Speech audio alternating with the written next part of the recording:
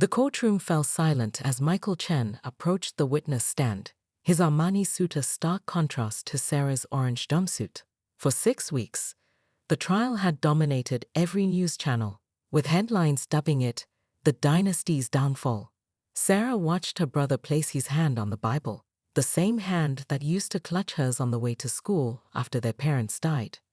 Ms. Chen began acting strangely about a year ago, Michael testified, his voice trembling perfectly on cue. Late nights, encrypted files, secret meetings. I discovered the first discrepancy in March, 100 million transferred through a maze of shell companies. He dabbed at his eyes with a monogrammed handkerchief. When I confronted her, she said it was just temporary borrowing to cover some investments. I wanted to believe her. She raised me, you see. Sarah's court-appointed defender, a fresh-faced lawyer named Maya Rodriguez, leaned forward. Your Honor, I'd like to present new evidence suggesting. Objection. James's voice cut through the courtroom. Defense is attempting to introduce unverified documents outside discovery. Sustained. Judge Harrison's gavel crack echoed like a gunshot. Sarah noticed the slight smile James and the judge exchanged. The same smile she'd seen at their private golf games, back when she trusted him. That evening in a holding cell, Maya visited with a glimmer of hope in her eyes. The numbers don't add up, Sarah. I found something in the metadata of those transfers. They're using a pattern I've seen before in other cases. Maya's phone buzzed. Her face paled as she read the message. I have to go. My daughter's school called. But I'll be back tomorrow. We can still win this. Maya never made it home. The news report the next morning called it a tragic accident, brake failure on the FDR drive. Sarah's screams when she heard echoed through the detention center. The verdict came down like an avalanche. Guilty on all counts. As guards led her away, she caught fragments of conversation between James and Michael near the prosecutor's table. Phase 1 complete, James murmured. The Ouroboros group will be pleased. Chen Financial makes perfect cover for the AI system. What about the other companies? Michael's voice shook, this time for real. Peterson Corp, Meridian Holdings, they're all being targeted. All according to plan. Your gambling debts are cleared, as promised. The judge's ruling on Sarah ensures she'll serve the full 15 years. By then, the system will be complete. Sarah memorized every word, even as her world crumbled. In her final moments of freedom, she turned to face them. You've forgotten something, little brother, she said softly. Who taught you how to play chess? Every sacrifice sets up the winning move. The doors closed behind her, but not before she saw Michael's face go ashen. He'd always been terrible at chess. The crystal chandeliers of the Grand Hyatt's ballroom cast a golden glow over Sarah Chen's engagement party, matching the subtle sheen of her silk cheongsam. At 32, she had earned her nickname, the Golden Dragon of Wall Street, through more than just her family connection to Chen Financial Group. The company's unprecedented 40% growth under her CFO leadership had made headlines across financial circles. And tonight's merger announcement with Sterling Corp would only cement her reputation further. To the future Mrs. Sterling Chen. The crowd echoed James Sterling's toast, her fiancé's confident smile drawing all eyes in the room. Sarah watched him work the crowd with the same charisma that had won him his latest high-profile conviction as Manhattan's rising star prosecutor. Their engagement had been a fairy tale that business magazines couldn't resist. The brilliant CFO and the crusading prosecutor, a power couple in the making. But Sarah's practiced smile faltered when she caught sight of Michael across the room. Her younger brother's usually immaculate appearance was slightly disheveled, his collar askew and forehead sheened with sweat, despite the room's perfect temperature. As Chief Technology Officer of Chen Financial, he should have been celebrating their success. Instead, he kept checking his phone, his hands trembling slightly. Gigi, Michael whispered, using his childhood name for her as he brushed past, pressing something into her hand. I found something bad. Very bad. Check it tonight, alone. The USB drive felt cold against her palm. But before she could question him, he disappeared into the crowd, leaving behind only the faint scent of bourbon. Sarah excused herself to the powder room, her mind racing. She'd practically raised Michael after their parents' fatal car accident 15 years ago, postponing her own career to put him through MIT. They had no secrets, or so she thought. The slight weight of the drive in her clutch felt like a stone. The rest of the evening passed in a blur of congratulations and photos. It was past midnight when Sarah finally reached her penthouse office, the New York skyline twinkling beyond floor-to-ceiling windows. She plugged in the drive, but found it empty. Heart pounding, she checked the security logs, only to freeze at what she found: a series of massive transfers, all traced to her personal authorization codes, dating back months. The numbers made her head spin. 50 million, 70 million, over 200 million in total, scattered across dozens of offshore accounts. The timestamps showed transfers happening even now, in real time, using her credentials. Sarah reached for her phone to call Michael, but it was dead. Her computer screen flickered, and she watched in horror as her files began deleting themselves one by one. The last thing she saw before her screen went black was a single message. "You should have stayed at the party, sister." Sophie Winter's resume was flawless. Harvard Business School, 5 years at Deloitte, glowing recommendations. No one at Sterling Chen Financial, formerly Chen Financial Group, questioned why such a promising consultant would freelance instead of pursuing partnership. They were too busy being impressed by her phenomenal memory for regulations and compliance protocols. Sarah caught her reflection in the elevator's mirrored walls. The sophisticated blonde bob and blue contact lenses transformed her appearance, but it was the confident smile, one she'd practiced 1,000 times with Rita, that completed her disguise. 7 years in prison had aged her, but in ways that worked to her advantage. No one connected the polished Sophie Winters with the disgraced Sarah Chen. "Ms. Winters, Mr. Sterling would like to see you." James's assistant looked harried. Sarah's enhanced memory cataloged every detail: smeared mascara, crumpled tissue in the trash, a phone screen showing a missed call from Judge Harrison's cell. James's corner office commanded the same view she'd once enjoyed. He'd kept her old desk, a handcrafted piece their father had imported from Shanghai. Sarah felt her fingers twitch, but maintained Sophie's pleasant expression. "The compliance report you prepared is extraordinary," James said, not looking up from his phone. "We'd like you to review all our subsidiary acquisitions. There are regulatory concerns. Of course, Mr. Sterling. I noticed some interesting patterns in the data flow between subsidiaries." She watched him stiffen slightly. "The AI integration is quite innovative, though unusual for financial firms." James finally looked up, studying her. Sarah held her breath, but her preparation was perfect. Rita had taught her to layer her cover identity with just enough informed curiosity to seem valuable rather than suspicious. "You have security clearance to access Level B data," he decided. "Work with Michael Chen, our CTO. He's having trouble with some implementations." Later, Sarah found Michael in his office, surrounded by empty whiskey bottles and computer screens. Her brother had aged decades in 7 years. His hands shook as he typed, his eyes darting nervously to his phone, displaying a betting app. "Sophie Winters," she introduced herself, watching him flinch at sudden sounds. "I'm here about the AI system integration." "It's not working," he muttered. "The algorithms need clean data, but each acquired company's systems are different. James doesn't understand. You can't force AI learning like this." Sarah's perfect memory assembled the pieces: subsidiaries' data logs, shipping manifests, encrypted transmissions. The Ouroboros Group wasn't just building an AI to predict markets. They were creating one to manipulate them. Each acquired company provided another piece of global financial infrastructure. But the system had a fatal flaw. And Michael's gambling addiction, James's affair with Judge Harrison's wife, the judge's daughter's recent engagement to James. Every detail her enhanced mind recorded was another weapon in her arsenal. "Perhaps," Sophie suggested smoothly, "I could help streamline the integration process." Michael nodded desperately, not seeing the predatory gleam in her eyes. The invisible queen had just made her first move. 3 years into her sentence at Bedford Hills Correctional, Sarah had mastered the art of becoming invisible.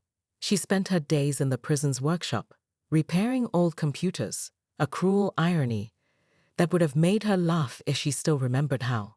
The workshop became her sanctuary, a place where she could lose herself in circuit boards and forget about the empire she'd lost. That Tuesday began like any other, until the lights flickered and died. In the darkness, Sarah heard the distinct click of the electronic locks engaging instead of releasing, against all safety protocols. Then came the smell of smoke. Fire in Block C. The alarm's wail mixed with growing panic as smoke poured through the ventilation system. Sarah rushed to the workshop door, but it wouldn't budge. Through the window, she glimpsed a figure in a guard's uniform walking calmly away, holding what looked like a remote device. The smoke grew thicker. As Sarah desperately searched for a way out, her mind raced through fragments of memory. James's laptop password she'd glimpsed years ago during happier times. Ouroboros 2020, the string of numbers in Maya's last message, the pattern she'd mentioned but never explained. The heat became unbearable. Sarah collapsed near a pile of old monitors, her consciousness fading. In that moment between life and death, time seemed to freeze. She saw her parents' accident report with perfect clarity. The brake lines had been cut in the same way as Maya's car. She saw Michael's gambling receipts from the McCall casino owned by the Ouroboros group. Every document, every number, every detail she'd ever seen blazed through her mind like lightning. Her heart stopped for 3 minutes and 42 seconds. When Sarah awoke in the prison infirmary, 2 weeks later, the world had changed. Or rather, she had changed. The doctor called it acquired savant syndrome, a rare phenomenon where trauma rewires the brain, unlocking extraordinary abilities. But this was different. Every piece of information she'd ever seen was now accessible in her mind like files on a computer, with perfect clarity and detail. "You're lucky to be alive," the nurse said, checking her vitals. The fire investigator said someone tampered with the safety systems. Could have killed everyone in that block. Sarah closed her eyes, accessing memories like computer files. She saw the guard's face reflected in the workshop window. She'd seen him before, in a photo on James's desk. The pieces started connecting themselves. Time of death was noted as 3:42 p.m. She heard a doctor say outside her room. Sarah smiled faintly. The old Sarah Chen had died in that workshop. What emerged from the ashes was something else entirely. A woman with the power to process information like a quantum computer, and a burning desire for justice that no fire could extinguish. In her mind, she began calculating the exact amount of time she'd need to destroy everything James and the Ouroboros group had built. The numbers were perfect, precise, and devastating. The board meeting erupted into chaos when the Wall Street Journal article dropped, "Alimar Keat Manipulation," the secret weapon behind recent corporate takeovers. Sarah watched from her consultant's seat as James's face darkened with each ping from his phone. Her anonymous tips to journalist Elena Martinez had been perfectly timed. "It's contained," James announced, his confident mask slipping. "The story has no concrete evidence, just speculation." But Sarah saw his hand shake as he loosened his tie, the same tell he'd had during their engagement when he lied. The real bomb was still coming. In the server room, Sarah's fingers flew across the keyboard, her enhanced memory recalling every line of code Annie had taught her. The backdoor Michael had unknowingly left in the system granted her complete access. A ghost in the machine, she began executing the Phoenix protocol. "Emergency meeting at the Ouroboros group headquarters in 1 hour," James barked, stalking past her desk. Sarah smiled. Right on schedule. She caught Michael in the parking garage, his pupils dilated from another cocaine binge. "Sophie, I can't. The system's collapsing. James will kill me if..." "He already killed someone," Sarah interrupted, dropping Sophie's voice. "Remember Maya Rodriguez, the lawyer who found the pattern?" Michael staggered. "Sarah? But you're..."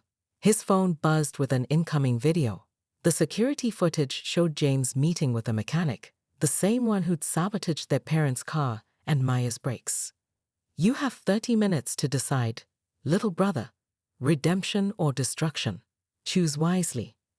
The Ouroboros group's penthouse suite buzzed with tension as 20 of the world's most powerful criminals gathered. Sarah watched through the hijacked security feed as James tried to contain the damage. The AI system is secure, he assured them.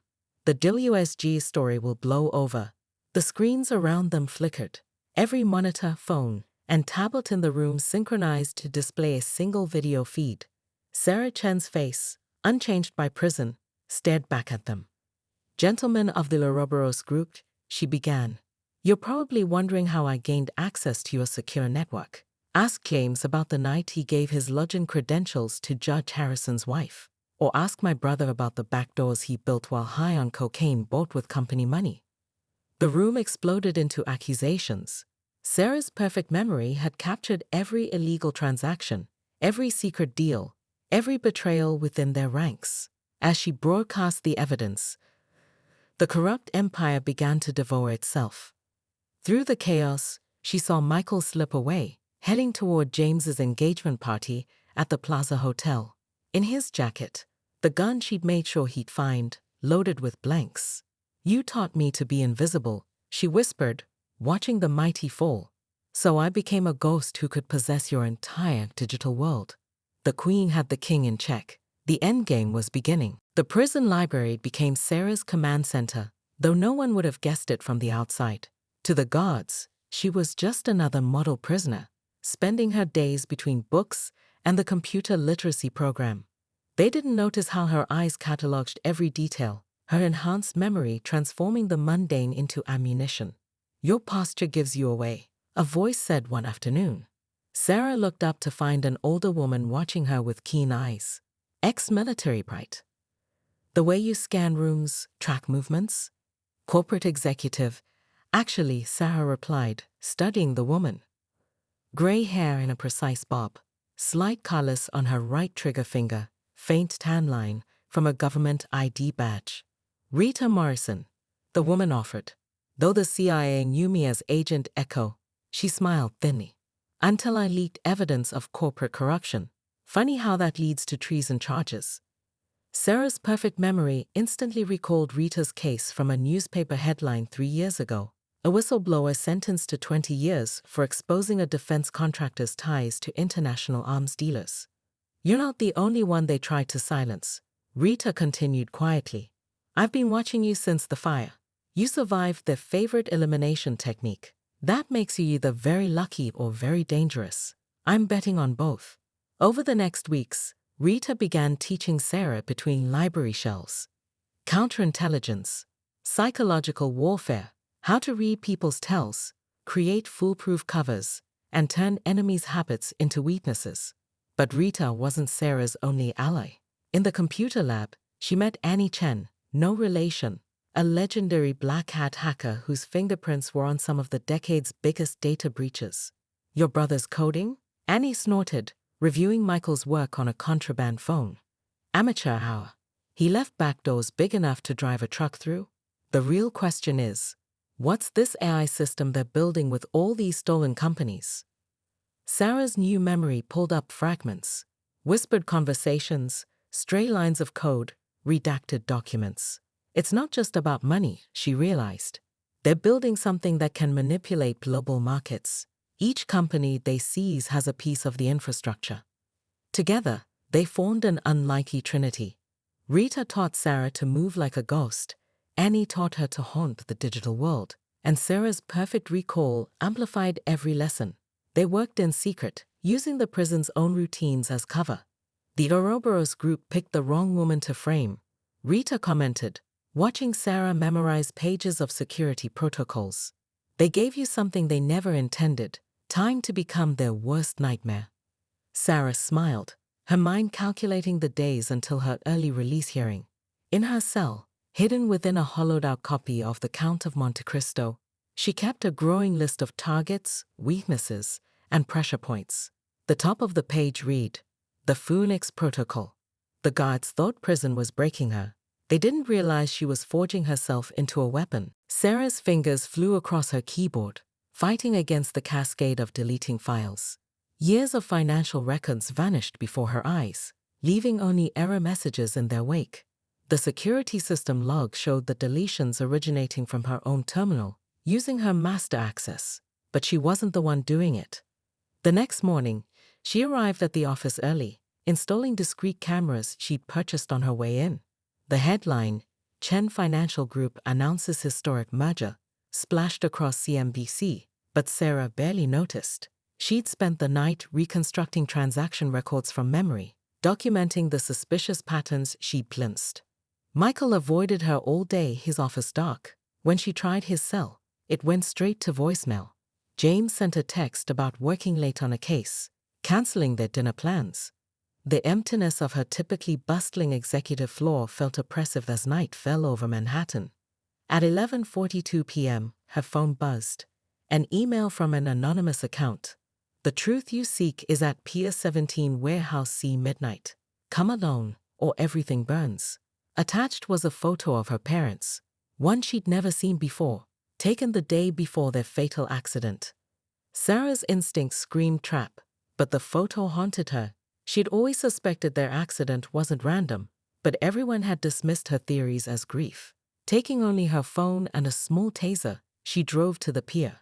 The warehouse loomed against the starless sky, its metal walls oxidized by years of salt air. Inside, emergency lights cast sickly green shadows. A laptop sat on a wooden crate in the center, its screen displaying security footage of her office from 3 months ago. Sarah watched herself, or someone who looked exactly like her, deliberately altering financial records, creating false trails of embezzlement. The footage is quite convincing, isn't it? James's voice echoed through the warehouse. He stepped from the shadows, Michael beside him. Both wore latex gloves. Though not as convincing as the trail of evidence you've helpfully been creating all day on your computer. Why? Sarah's voice cracked as realization dawned. The merger was never going to happen. Michael finished, unable to meet her eyes. The Ouroboros Group has better plans for Chen Financial. Flashlights suddenly flooded the warehouse. FBI, hands where we can see them. Sarah's world tilted as she was slammed to the ground, handcuffs biting into her wrists. Through tear-blurred vision, she saw James smoothly taking charge, showing his prosecutor's badge. Sarah Chen, he announced with practiced regret, you're under arrest for corporate fraud, embezzlement, and, he paused for effect, conspiracy in the deaths of Edward and Michelle Chen. The last thing she saw was Michael slipping her phone into an evidence bag, his hands no longer shaking. The Plaza Hotel's ballroom glittered with New York's elite, gathered to celebrate James Sterling's engagement to Judge Harrison's daughter Catherine. Sarah watched through the security feeds as Michael stumbled through the service entrance, his hands shaking around the planted gun. Everything was perfectly aligned for the final act. I have a toast to make, Catherine's voice rang out, champagne glass raised. Sarah's perfectly timed text message had just reached her phone. To my fiancé, who's not only a brilliant prosecutor, she paused, reading the message. Her hand trembled. Who's not only a master manipulator, but also a murderer. The room froze. James lunged for Catherine's phone, but she was already playing the audio file, his own voice discussing Maya Rodriguez's murder with the mechanic, captured by the building's security system. Sarah had access through Michael's back doors. Did you think I wouldn't find out? Catherine's voice cracked. About my mother? About Sarah Chen. The doors burst open as Michael entered, wild-eyed. It wasn't supposed to be like this, he shouted, raising the gun. You said we were just taking the company. You said no one would die. Chaos erupted. As planned, the FBI stormed in, not the corrupt agents on James's payroll, but a task force Sarah had carefully fed information to through Rita's old CIA contacts. The same evidence was simultaneously broadcasting across every digital platform, connected to Sterling Chen Financial's networks. Sarah stepped out of the shadows, finally shedding Sophie Winter's disguise. Checkmate, James. His face contorted with recognition. You're supposed to be in prison. I was released early. Good behavior. She smiled. You taught me that the best crimes happen in plain sight. So I learned to become invisible, to haunt your digital empire until it crumbled from within. The evidence was irrefutable. Sarah's enhanced memory had reconstructed every document, every transaction, every murder ordered by the Ouroboros Group. Annie's coding had turned their own AI system against them, using it to expose their market manipulation to regulatory authorities worldwide. Michael dropped the gun, falling to his knees. Sarah, I never wanted. I know, little brother. She helped him up. That's why I gave you a chance to choose differently. The blank rounds in the gun had been his final test, one he'd passed by not actually trying to shoot. 1 month later, Sarah stood in her restored office, watching the sun rise over Manhattan. The news played in the background. James and the Ouroboros group leaders faced life sentences. Michael, after testifying against them, entered rehab. The companies they'd stolen were being returned to their rightful owners. She transformed Chen Financial into something new, a cybersecurity firm specializing in protecting whistleblowers, with Rita running operations and Annie leading the tech division. The Maya Rodriguez Foundation already had 3 cases of wrongfully accused executors overturned. Ms. Chen, her assistant, entered. Your 9am is here. Another potential frame-up case. Sarah smiled, her perfect memory already analyzing patterns and possibilities. The queen had reclaimed her throne. But this time, she'd use her power to protect others from the fate she'd overcome. Send them in, she said. It's time to right another wrong.